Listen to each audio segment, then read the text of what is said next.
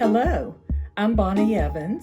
I am the Lifespan Faith Development Coordinator and I work with Jesse.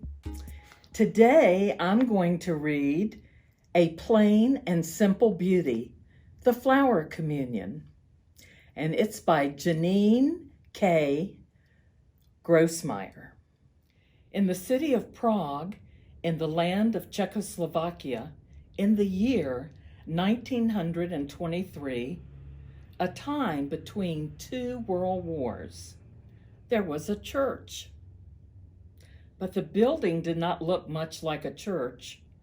Some churches have towers with bells that ring out over the land. Some churches have tall spires that reach to the sky. Some churches have massive doors of carved wood or enormous windows of stained glass with colored light shining through. Some churches have great organs with hundreds of pipes, from small ones like drinking straws to huge ones that touch the ceiling. Some churches have statues or pictures or candles or chalices. This church had none of those things. It had no bells, no spires, no stained glass windows. It had no organ to make beautiful music. It didn't even have a piano. It had no carvings of wood or statues of stone. It had no candles or chalices.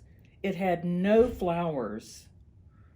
The church did have some things. It had 4 walls and a ceiling and a floor. It had a door and a few windows. It had some hard wooden chairs. But that was all, plain and simple.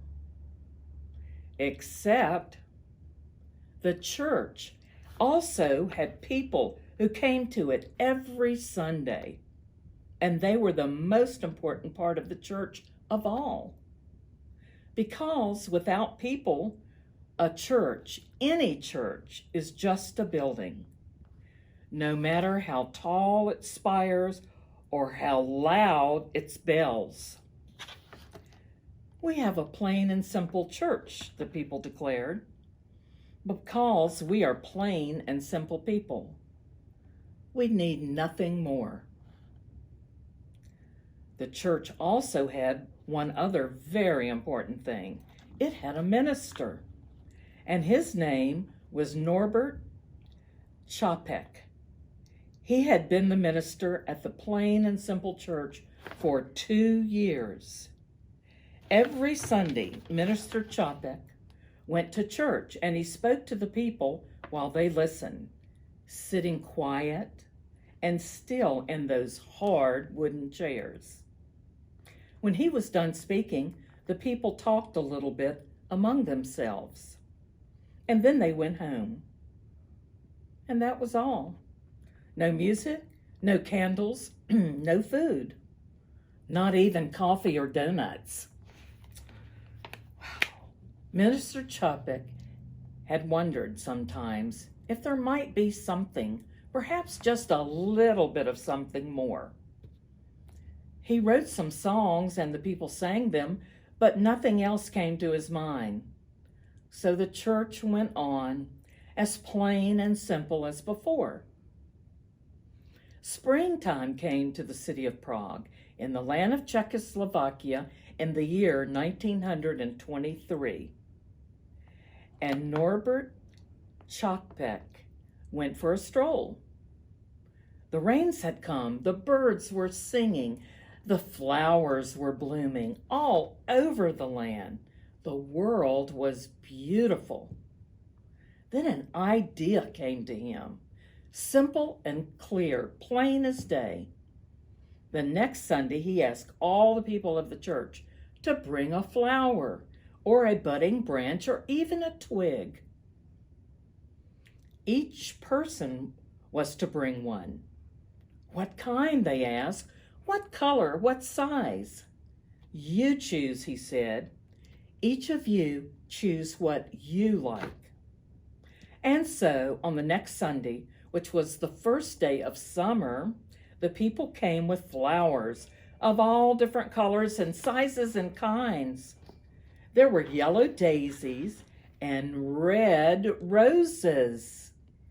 There were white lilies and blue asters, dark-eyed pansies and light green leaves, pink and purple, orange and gold. There were all those colors and more. Flowers filled all the vases, and the church wasn't so plain and simple anymore. Oh. Minister Chapek spoke to the people while they listened, sitting quiet and still in those hard wooden chairs. These flowers are all like ourselves, he said, different colors, different shapes, and different sizes, each needing different kinds of care, but each beautiful, each important and special in its own way. When he was done speaking, the people talked a little bit among themselves, and then they each chose a different flower from the vases before they went home. And that was all. And it was beautiful, plain and simple as the day. Thank you for listening.